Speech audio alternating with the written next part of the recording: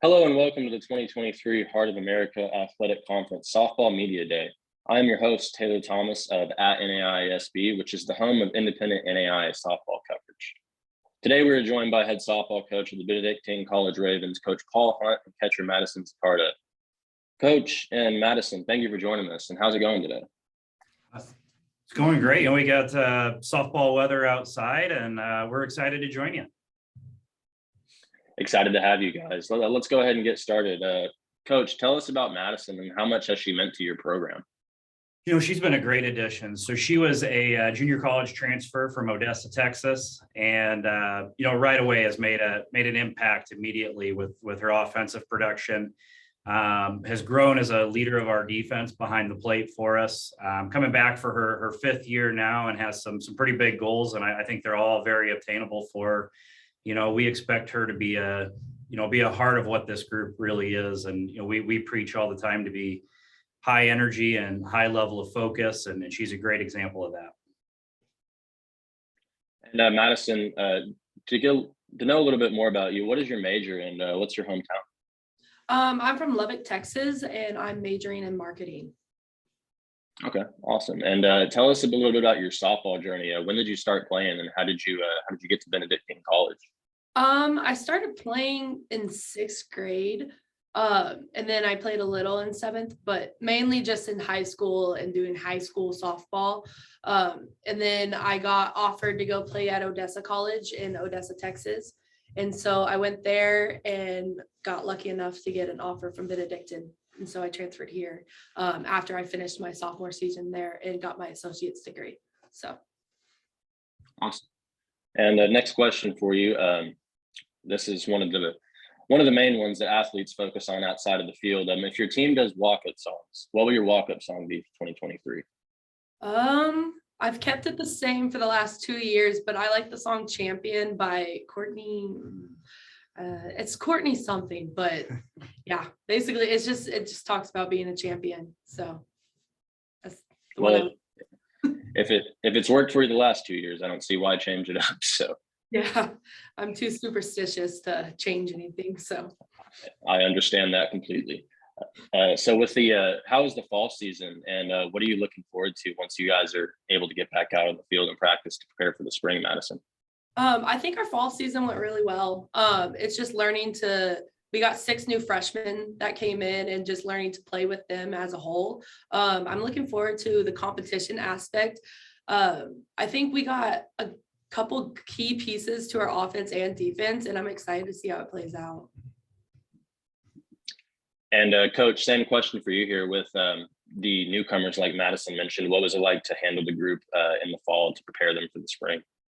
Yeah, it's always interesting when you're bringing in newcomers that you expect to have an immediate impact and to really get them caught up to speed. And also those that are going to be in leadership roles, especially on the mound for us. Right now we've got 2 freshmen that we expect to have big roles on the mound, and Bailey Selvage and Lacey Foster. And their games couldn't be more different from each other, and they really complement each other really well. And it was fun to see that in the fall, kind of mixing in with really a veteran team. We graduated 3 pieces of our group last year, and we've been at a spot where we've had more and more depth over the past few years, and that is continuing to grow. So for those few slots, we really felt like we had players that were ready to step in and fill some of those vacancies. So I'm excited about this. This is my 6th year here at Benedictine, and I do believe this is my most talented roster we've put together. And I really feel like the chemistry this group has with each other is as close as we've had also inside of those 6 years. So I'm really looking forward to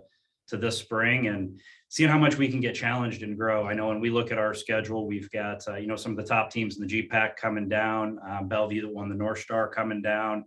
We're going to go down to Oklahoma City and see the defending champs. And then we're also on the back-to-back days. We've got Science and Arts, who's, 3 in the country. And, as we continue to try to grow this program and get known on the national stage instead of just being represented inside of the Heart of America, which, after getting to be into the NAI here for several years and getting to see a lot of the conferences, I truly believe that the NAI, or the Heart of America, is the deepest conference inside of the Heart, and I go and I look at where the, 7th and 8th place teams that come out of the Heart of America, and I think they've got a legitimate chance if you throw them in any opening round at doing big things inside of that. So, I'm excited to see what a lot of our conference does this year in some of these non-con games now that, we've reduced, last year we had 38 conference games and we're down to, 26 conference games this year with the reduction to 50 games inside of the NAIA. And I think it's going to be really good for the Heart of America. I think we're going to be able to showcase really well against some of these top teams in other conferences and really show how deep our conference is. And as far as returning to production goes, what can we look forward to first starting in the circle with the pitching staff? Honestly, I think our freshman Bailey from Lincoln, Nebraska is probably going to get the nod game one. She's a really strong kid that can throw it on a lot of little different planes, different speeds. I really expect for her to take a big role of that. Kira Willoughby had a great year for us last year. She came on really strong at the end, being in her sophomore year. I think she'll have a big role as well. And then we're really interested to see Abby Presgrove's comeback. We faced some adversity last year, and the growth that she's made just athletically and just overall and health in general from last year. We're really excited to see what role she can step back into and if she can kind of duplicate the success she had as a sophomore. And what about position players? Or do you have any returners for position players? Yeah, and honestly, both behind the plate with Madison and then Megan Metis. That's going to be a really strong 1-2 punch. They've got to be in every lineup that we do. The offensive production is really great. I know, Megan Metis is going to leave here with the career leader in doubles by the end of this season. I think she's one away or right in that area from making that mark. She'll be a big piece of it. We expect big things from Allie Pickering in center field. She's a 2-time All-American, once at the JUCO level and then once at the NAIA level here as well. But really the depth is what I think is going to separate us this year when we start looking, 1 through 9 and really, 1 through 12, 1 through 13 of at-bats that we can send to the plate right now that understand what their role is and are able to accomplish their role. And I really think that's what's going to make this group special. And Madison, a question for you here. So Coach had mentioned prior the team chemistry. What is that like? And is it a fun group? And do you guys feed off of that energy in games? Yeah, we have a whole lot of fun.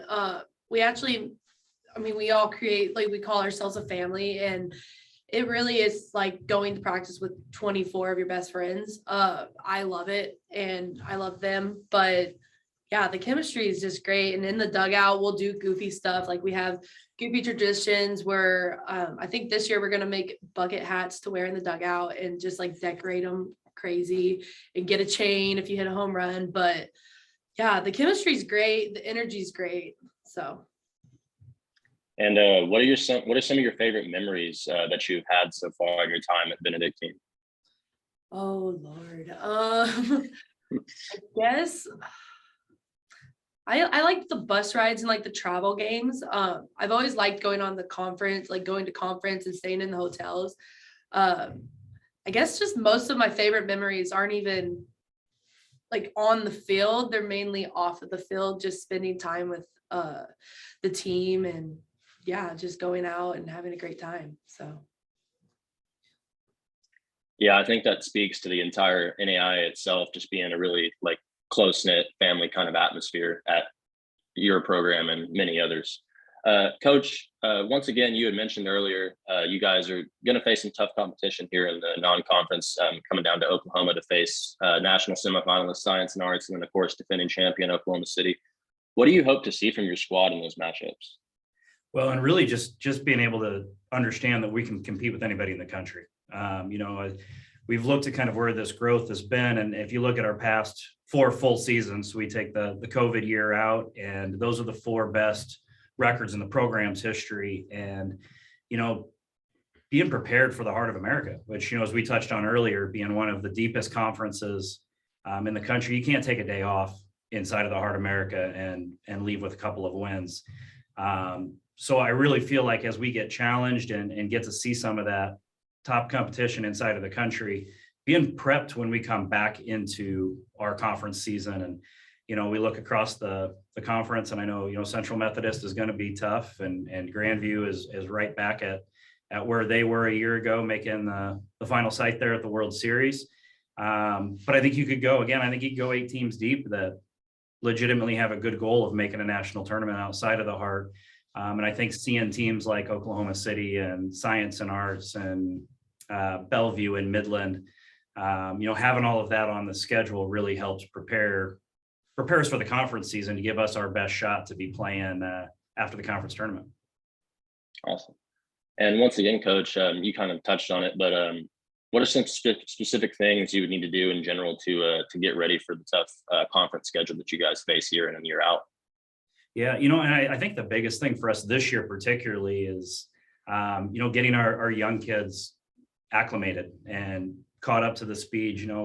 We've got some key spots right there where we're going to see some young players, and I think talent-wise, there's no question that this is our most talented team, but that's only a part of the puzzle. And making sure that we can have the maturity and the softball IQ for some of these freshmen and sophomores, to feel like they're juniors and seniors as far as their softball IQ is going to carry them.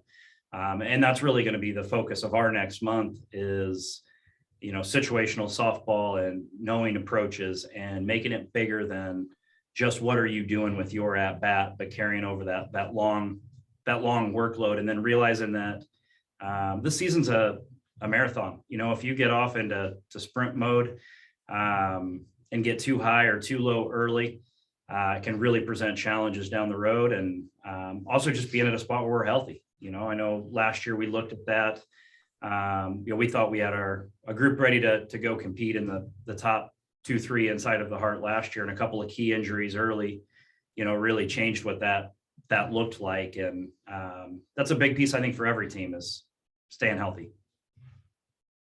And Madison, like we had said, the Heart's obviously one of the toughest conferences in the country. Tell us about your experience going through that as a player week in and week out, and what's it like to face such tough competition?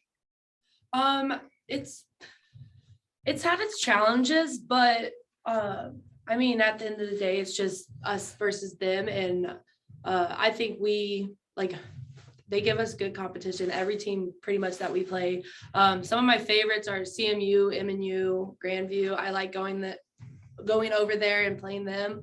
I like to be challenged. I think our team likes to be challenged. And I think we put up a good fight, and I'm excited to go out there and face them again. So. And Coach, kind of the same question for you as well. What is it like to prepare your team week in and week out for such a tough schedule, obviously with no days off?